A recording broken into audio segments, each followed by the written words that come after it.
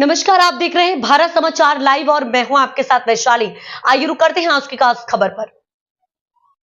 One विभाग द्वारा 250 से अधिक जल बिंदु शुरू किए गए हैं। डीसीएफ ने यह जानकारी दी है। अब पानी के विकल्प स्रोत तैयार कर लिए गए हैं जो लगातार 4 महीने तक बिना किसी रुकावट के जारी रहेंगे। वन विभाग वनों के संरक्षण और संवर्धन के प्रति पूरी तरह से संबद्ध है।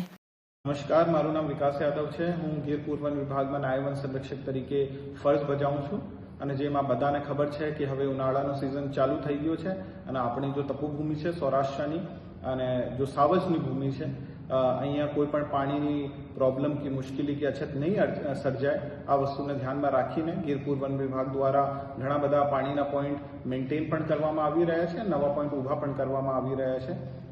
ગીરપુર વન વિભાગમાં 250 આજુબાજુ પાણીના પોઈન્ટ અત્યારે ચાલુ છે। આમાં મોટે ભાગે આપણી જો નવીન ઉર્જા છે, આપણી સૌર ઉર્જા છે, સોલર પાવર જેમને કહેવાય, સોલર આધારિત પાણીના પોઈન્ટો છે। એમને હારે હારે આપણે પવનચક્કી દ્વારા સંચાલિત પોઈન્ટો પણ છે અને અમુક વિસ્તારો જો દુર્ગમ છે અહીંયા ટેન્કર દ્વારા પાણી પણ ભરવામાં આવી રહ્યું છે।